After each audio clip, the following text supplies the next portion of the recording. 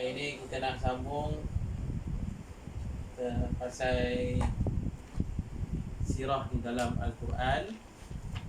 Jadi hari ini kita tengok pada muka surat 8. Tengok muka surat 8, surah Al-Baqarah, muka surat 8. Cepat. Dah jumpa dah? Okey, tengok muka surat 8, ayat yang di bawah sekali, ayat 57. Ayat 57. Cuba. Okey, sekarang Aisyah baca. Alhamdulillah. Kuat sikit. Bismillahirrahmanirrahim. Wa dhallalna 'alaikumul ghamama wa anzalna 'alaikumul manna wassalwa. Kulu min thayyibati ma razaqnakum wa ma zalamuna walakin kanu anfusahum yazlimun. Okey, sekali sambung. وإذ قلنا ادخلوا هذه القرية فكلوا منها حيث شئتم رغدا وادخلوا الباب سجدا وقولوا حطة نغفر لكم خطاياكم وسنزيد المحسنين. Okey, balong. فبدل الذين ظلموا قولا غير الذي قيل لهم فأنزلنا على الذين ظلموا رجزا من السماء بما كانوا يفسقون. Sadaqallahu Nabi. Okey, sekarang ayat yang kita baca ni masih lagi sambung tentang kisah Bani Israel. Bani Israel di zaman Nabi Musa alaihi salam. Jadi apabila Bani Israel sudah pun terselamat daripada Fir'aun. Jadi kita dah baca kisah Fir'aun yang telah dihancurkan oleh Allah dan bala tenteranya juga dihancurkan. Jadi Bani Israel ini terselamat. Jadi bila saja mereka selamat, jadi mereka ni dapatlah membina negara mereka, perkampungan mereka, tempat tinggal mereka lah. Jadi bila tiba saat Allah Ta'ala telah memerintahkan Bani Israel supaya pergi berperang, berjihad di Baitul Maqdis. Kerana dekat Baitul Maqdis ni ada golongan yang jahat, yang kafir. Jadi Allah Ta'ala memerintahkan pada mereka supaya pergi memerangilah golongan kafir yang sedang menguasai Baitul Maqdis. Jadi bila tiba saat, mereka berangkatlah nak pergi berperang. Ramailah, puluh-puluh ribu nak pergi perang ni. Mereka daripada Mesir nak pergi ke Baitul Maqdis. Mesir dengan Palestin ni sebelah-sebelah je. Jadi dalam perjalanan, tiba-tiba saja Bani Israel ni dikata ke Nabi Musa. Mereka berkata, wahai Musa, engkau pergilah berperang dengan Allah. Kami tak nak pergi, kami nak duduk sini saja. Maknanya mereka Bani Israel ni mengingkari perintah Allah. Betul? Sebab Allah yang suruh kan, Allah suruh mereka berperang. Kita kena ingat, Allah dah selamatkan mereka daripada Fir'aun. Masa zaman Fir'aun dulu mereka ditindas, dianiaya, dizalimi, dibunuh. Anak-anak laki-laki mereka dibunuh, punya teruk mereka kena. Jadi datang Nabi Musa ni, Allah utuskan Nabi Musa, maka Allah selamatkan mereka semua daripada Fir'aun. Jadi sepatutnya mereka ni bersyukurlah pada Allah. Kan? Allah dah selamatkan mereka. Macam kita lah, kalau kita dah susah payah, macam-macam kita kena dah hidup kita ni susah sana sini, tiba-tiba Allah Ta'ala beri nikmat pada kita, Allah bagi rezeki pada kita, Allah berikan kebahagiaan pada kita. Jadi sudah pasti kita akan akan apa? Akan bersyukur pada Allah. Betul? Jadi bila kita bersyukur pada Allah, apa bukti dia? Bukti bersyukur pada Allah, kita melaksanakan perintah-perintah Allah. Ini tanda orang-orang yang bersyukur. Bila kita bersyukur pada Allah, apa saja yang diperintahkan oleh Allah kita buat. Macam contoh hari ni kita puasa. Puasa ni kenapa? Perintah Allah kan? Jadi kita bersyukur pada Allah tak? Bersyukur kan? Jadi kita bersyukur pada Allah, kita pun kita berapa? Kita berpuasa. Sebab kita bersyukur pada Allah kerana kita ikut perintah Allah. Jadi itulah sebagai hamba Allah yang bersyukur, hamba Allah yang ingat akan nikmat yang Allah berikan pada mereka. Tapi tak Bani Israel. Bani Israel ni orang kata ketegak lah, keras kepala, lupa diri. Allah dah selamatkan mereka daripada hina mereka punya teruk. Allah angkat martabat mereka, Allah selamatkan mereka, Allah bagi rezeki pada mereka, Allah bagi nikmat macam-macam pada mereka. Tapi malangnya, bila saja Allah perintahkan pada mereka pergi ke Baitul Maqdis untuk berperang, untuk berjihad, tiba-tiba mereka ingkar akan perintah Allah. Dah pergi on the way ni, dah perjalanan ni, on the way nak pergi Baitul Maqdis ni, tiba-tiba saja mereka boleh ingkar. Bahkan mereka kata, wahai Musa, engkau pergilah perang dengan Allah, kami tak nak pergi, kami nak duduk sini saja. Tengok perangai jahat Bani Israel ni. Padahal mereka dah pergi ni dalam perjalanan, dah sampai sepadan dah, sepadan Mesir dengan Palestin. Dah sampai situ dah. Sampai situ mereka buat hal pula. Jadi apa yang berlaku? Disebabkan mereka dah langgar perintah Allah, maka Allah beri bala pada mereka. Bala macam mana? Bala mereka disesatkan. Mereka dah sampai dekat sepadan Mesir Palestin tu. Sepadan Mesir Palestin tu dekat padang Sinai. Padang pasir lah. Padang Sinai ni padang pasir. Jadi padang pasir ni, padang Sinai ni, mereka disesatkan di situ. Sesat. Faham tak sesat ni? Maknanya mereka tak jumpa jalan keluar. Mereka sesat dekat padang Sinai tu selama 40 tahun. Bayangkan, tengok, mereka sesat dekat padang Sinai tu, mereka berjalan dekat situ, jalan punya lama, tak berubah situ juga 40 tahun. Cuba bayangkan, kalaulah kita hari ni, kita kena apa? Kita kena PKP kan? Tahu PKP ni sekarang ni kita kena PKP ni. Ecah tak boleh balik Pening, Fawaz tak boleh balik Pening. Pasal kita kena PKP. Tak boleh keluar rumah kita ni. Dah berapa bulan dah kita tak keluar rumah ni? Sebulan lebih kan? Adil, betul tak? Sebulan lebih dah tak boleh keluar rumah. Sebulan lebih pun tak boleh keluar rumah, kita pun dah macam-macam dah. Kita rasa tension, rasa boring, rasa macam-macam kan. Ini bayangkan, orang Bani Israel tadi sesat dekat padang Sinai, pusing dekat situ je. Pergi jalan punya jauh ni, jalan punya lama ni, jalan situ juga tak berubah tempat. 40 tahun. Lama tak 40 tahun? Umur Pak Andak sekarang dah 40 tahun. Ni, Pak Andak ni 40 tahun. Handsome tak? Handsome kan? Tu. 40 tahun. Bayangkan kalau lahir masa tu, umur dah 40 tahun. Sesat dekat padang tu, jalan situ juga tak berubah 40 tahun. Kalau kita berada pada masa tu, apa kita rasa? Apa kita rasa? Jalan situ juga tak keluar-keluar tak? Kita akan rasa jadi gila lah kot. Boleh jadi gila tu. Ni kata azab Allah, bala Allah. Kenapa? Sebab mereka melanggar perintah Allah. Perik tu.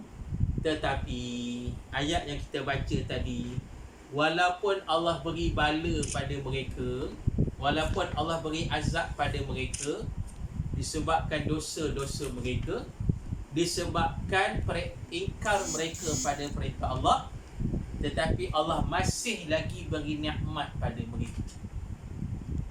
Walaupun disesat dekat Padang Sinai tu, tempat yang sama tak berubah 40 tahun ni, dekat padang pasir lah, tapi Allah masih beri nikmat pada mereka. Nikmat macam mana yang Allah beri pada mereka ni? Kita baca tadi, wa dhallalna alaikumul ghamam. Antaranya apa? Antaranya nikmat Allah beri, Allah naungkan mereka dengan awan yang gelap. Awan gelap. Maknanya bila awan gelap, maksudnya apa? Mereka tak panas. Sebab mereka sesat dekat padang pasir. Padang pasir ni panas tak? Oh, panas. Sangat panas. Panas. Kemudiannya apa? Merabuk, berdebu. Padang pasir. Masa Pandak pergi Jordan dulu, negara padang pasir. Habis semua kereta ni berabuk. Kereta mahal-mahal, kereta Bumblebee tu, langsung habis, berabuk. Sebab memang padang pasir macam tu, panas satu dan berabuk. Tapi Bani Israel ni, walaupun mereka kena bala, tapi Allah bagi nikmat. Nikmat yang pertama, Allah bagi awan gelap kat kepala mereka. Maknanya mereka tak rasa panas. Mana Allah masih beri nikmat lagi, Allah sayang lagi mereka ni. Itu yang pertama. Yang kedua Allah bagi apa? Yang kedua Allah bagi wa anzalna alaikumul manna wassalwa. Allah bagi pada mereka makanan. Makanan yang dinamakan sebagai manna wassalwa. Manna ni apa? Manna ni dia macam madu. Orang kita panggil sekarang Arabic gum. Arabic gum sekarang ada orang jual untuk kesihatan. As-salwa sejenis burung. Maknanya mereka dapat makanan. Walaupun sesat dekat padang pasir 40 tahun, kalau ikut logik kita dah sesat dekat padang pasir, mati lah. Mati ke bulu, betul tak? Air tak ada, makanan tak ada, panas habis. Tapi dia orang tidak. Sebab Allah beri pada mereka cahaya yang redup. Mereka jadi sejuk, jadi mendung, tak panas. Dan kemudiannya Allah beri pula pada mereka makanan-makanan yang terbaik. Sebab makanan manna dan salwa ni makanan yang sihat. Kalau kita sekarang makan Arabic gum tu, manna tu orang jual ni untuk kesihatan. Dia baik untuk perut. Kalau kita belajar tentang Arabic gum ni, dia ada prebiotik. Prebiotik ni makanan untuk kebaikan perut kita. Bila kita sihat perut, sihatlah badan kita. Itulah makanan yang Allah beri kepada Bani Israel sepanjang mereka sesat dekat Padang Sinai selama 40 tahun. Maknanya Allah masih beri nikmat lagi, rezeki lagi kepada mereka. Jadi sewajibnya mereka kena bersyukurlah pada Allah. Betul tak? Walaupun dah sesat macam tu, walaupun dah kena bala sebab dosa mereka, tapi Allah bagi lagi nikmat. Jadi patutnya mereka bersyukurlah pada Allah. Macam kita sekarang lah, tengok kita sekarang ni sedang kena PKP ni. Kita kena ingat datang COVID-19 ini adalah satu bala ujian Allah dan bala Allah ke atas kita manusia. Sebab kita ni banyak lalai kita, banyak dosa kita, banyak maksiat kita selama ni. Jadi Allah datangkan bala macam ni. Bila saja Allah bagi bala macam ni pada kita, kita pun terperangkap dekat sini. Nak selamatkan diri kita, kita terperangkap, kita duduk di rumah saja, stay at home. Walaupun kita dapat bala macam ni, Allah masih lagi bagi rezeki pada kita. Betul? Kita setiap hari alhamdulillah dapat bersahur dengan makanan yang cukup, dapat berbuka puasa dengan makanan yang cukup. Betul tak? Setiap hari tu rezeki kita tak putus-putus. Kadang-kadang ada orang hantar makanan pada kita, ada orang bagi duit, ada orang bagi beras, ada orang bagi ikan. Alhamdulillah, itu semuanya nikmat daripada Allah. Mana Allah beri terus nikmat rezeki pada kita. Jadi nak ajar pada kita supaya sentiasalah bersyukur pada Allah. Jangan jadi macam Bani Israel tadi, dapat nikmat macam-macam pun tak bersyukur pada Allah Ta'ala. Jadi selama 40 tahun tadi, lamalah 40 tahun ni, menyebabkan ramai yang matilah sebab lama kan. Yang tua-tua ramai yang mati, termasuk yang mati Nabi Musa alaihissalam. Sebab ialah 40 tahun lama kan. Dah tiba saat berlakulah kematian. Jadi bila Nabi Musa dah mati, yang menggantikan Nabi Musa itu ialah anak murid dia. Siapa anak murid dia? Nabi Yusha bin Nun. Dah dengar tak nama ni? Ini anak murid Nabi Musa alaihissalam, orang kanan Nabi Musa. Kalau saudara Nabi Musa, Nabi Harun yang membantu Nabi Musa selama ni. Tapi yang jadi anak murid Nabi Musa, orang kanan Nabi Musa ialah Nabi Yusha bin Nun. Jadi Nabi Yusha bin Nun inilah dia melatih Bani Israel yang muda-muda ni. Dia latih supaya mereka ni bersiap sedia untuk berjihad.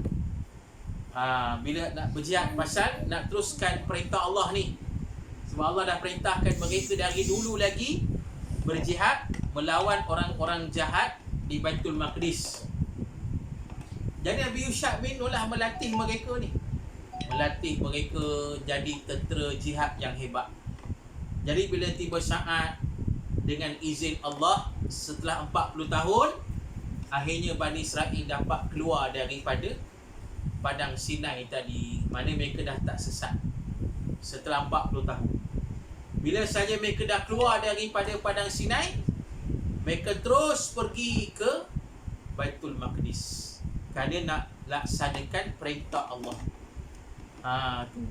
Jadi bila dalam perjalanan nak pergi Baitul Maqdis, nak pergi perang ni, tiba-tiba saja matahari dah nak terbenam.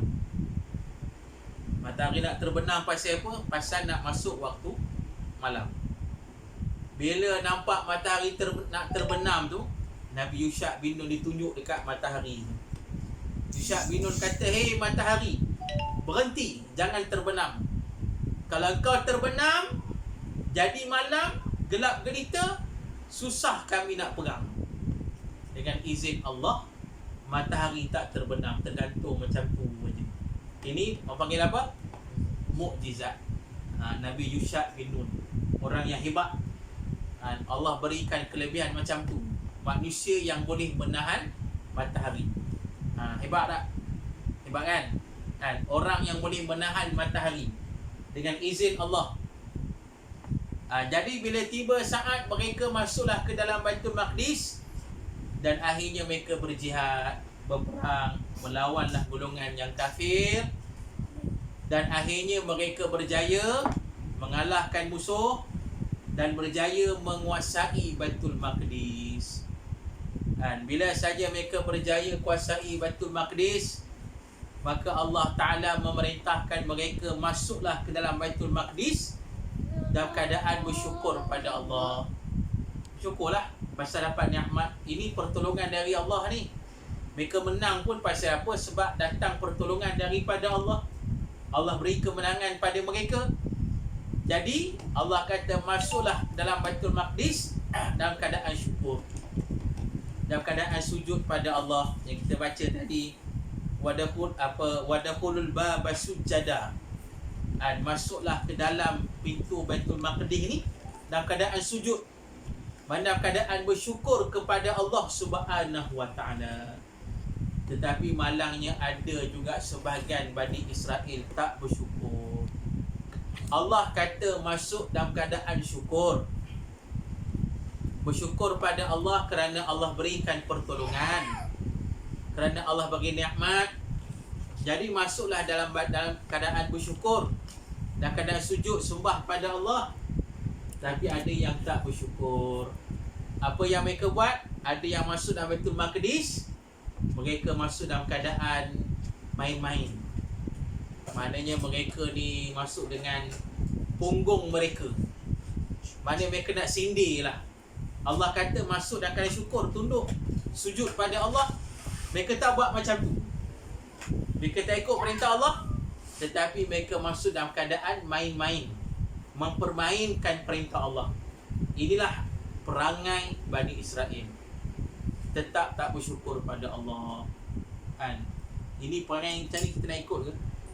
Kan? Perangai macam ni, Allah bagi nikmat macam-macam, Allah bagi rezeki macam-macam, tiba-tiba kita nak mempermain-mainkan perintah Allah. Ini jenis orang apa ni? Ini orang yang zalim. Orang yang mempermainkan perintah Allah ialah orang-orang yang zalim. Kita bukan macam tu. Kita ni apa yang Allah suruh kita buat.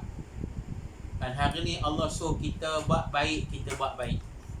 Allah suruh kita semayang, kita semayang. Allah suruh kita puasa, kita puasa. Allah suruh kita buat macam-macam kerja-kerja kebajikan, kita buat. Allah suruh kita hormat orang yang lebih tua daripada kita, kita buat. Kita kena sayang, kita kena baik pada mak ayah kita, kita buat.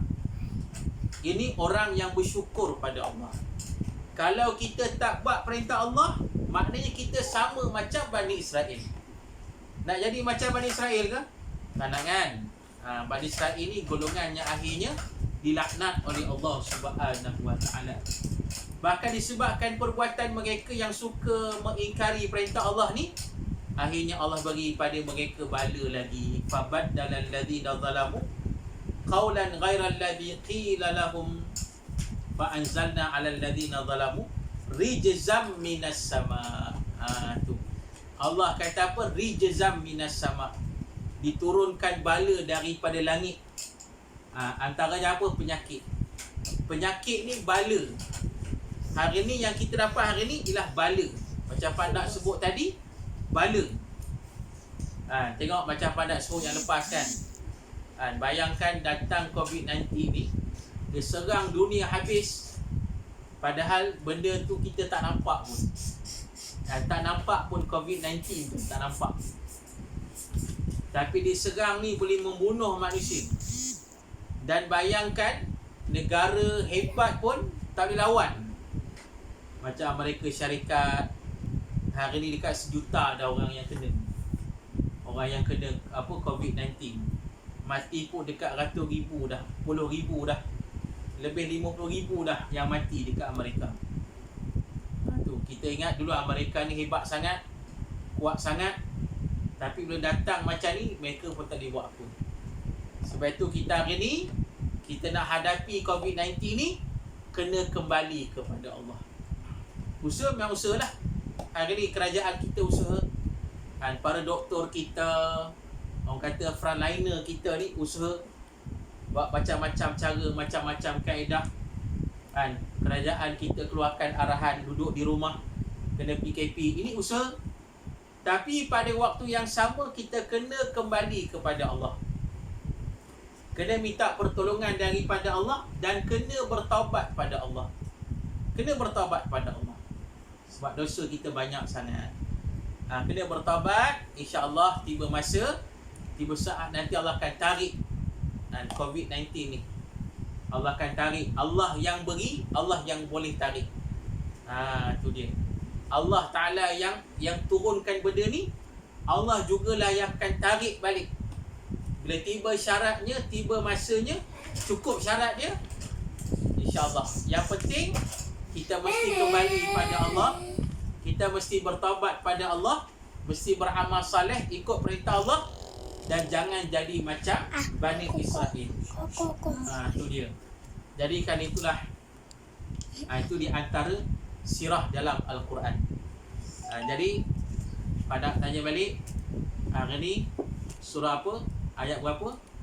Khalis? Ayat 57 sampai 59. cerita pasal apa? Jadi apa? Sesat di mana? Padang Sinai. Padang Sinai ni kat mana? Sempadan Mesir dengan Palestin. Padang Sinai ni tak besar, tapi jalan-jalan kat situ juga 40 tahun. Ada soalan? Ada soalan? Ada soalan? Mana? Okey. Kalau tak ada soalan, kita cukup setakat itu. InsyaAllah nanti kita sambung lagi sirah-sirah di dalam Al-Quran yang sangat banyak ni. Kita baca, kita uraikan, kita ambil iktibar, kita hayati, ambil pengajaran untuk kesejahteraan kita, kebaikan kita di dunia dan akhirat, insya-Allah. Jadi cukup sekali itu, kita tangguh dengan baca tasbih kafarah dan suratul Asr. Bismillahirrahmanirrahim. Siru ala barakatillah. Assalamualaikum warahmatullahi taala wabarakatuh. Assalamualaikum warahmatullahi wabarakatuh.